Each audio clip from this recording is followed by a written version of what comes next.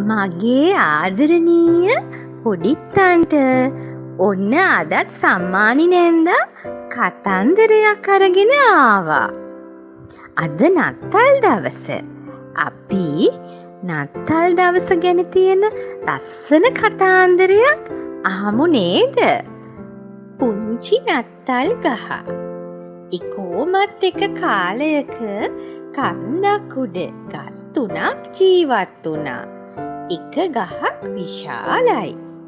එක ගහක් එයට වඩා තරමක් පොඩි. අනිත් ගහ එයටත් වඩා පුංචිම පුංචි. මේ ගස් උඩට සිනිඳු හිම වැටුණා. කන්ද උඩ හරීම සීතලයි. ඒත් මේ ගස් සීතලට හරීම කැමතියි. එයාලගේ අතු උඩට වැටිලා තියෙන හිම දැක්කාම ගස් සේරම hina වුණා.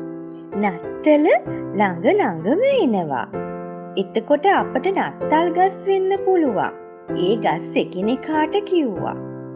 මේ අතර අසරණ වෙච්ච පුංචි කුරුල්ලෙක් මේ හිමපතනේ අතරමං වෙලා මේ අතට පියාඹමින් හිටියා. එයාට කොයිතරම් සීතල ඇතිද? එයා ලොකු ගහ ළඟට ගියා. මාව අතරමං වෙලා මට ඔයාගේ අතු අතරින් ඉඳ ගන්න පුළුවන්ද? මේ කුරුල්ලා ඇහුවා. මේ හිමවැස්ස හරීම සීතලයි. බැහැ. ලොකු ගස ආඩම්බරයෙන් කිව්වා. මට බැහැ ඔය පුංචි කුරුල්ලන් මගේ අත උඩ තියාගන්න. මම නත්තල් ගහක් වෙන්නයි යන්නේ. පුංචි කුරුල්ලා දුකින් ඉවතට ඉගිල්ලිලා ගියා. එයාට තවත් සීතලයි. එයා ඊළඟට ටිකක් උඩා ගහ ගාවට ගියා. මම අතරමං වෙලා ඉන්නේ. මට ඔයාගේ අත උඩ ඉඳගන්න දෙනවද? නෑ, කොහෙත්ම නෑ.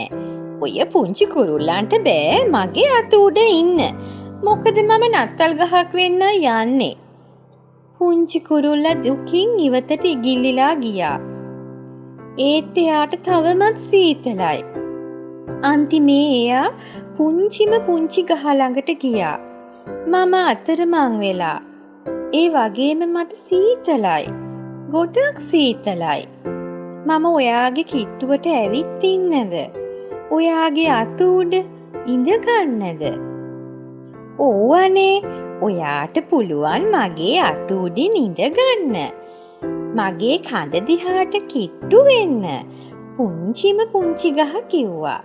ඉතින් පුංචි කුරුල්ලා ගහේ කඳ දිහාට කිට්ටු වුණා. එයාට සුවයක් දැනෙන්න පටන් ගත්තා.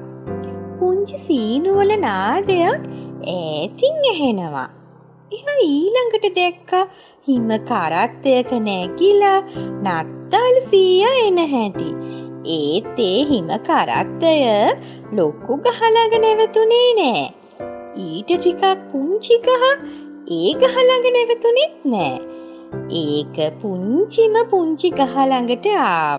ඊට පසුව හිම කරත්තය නැවතුණා.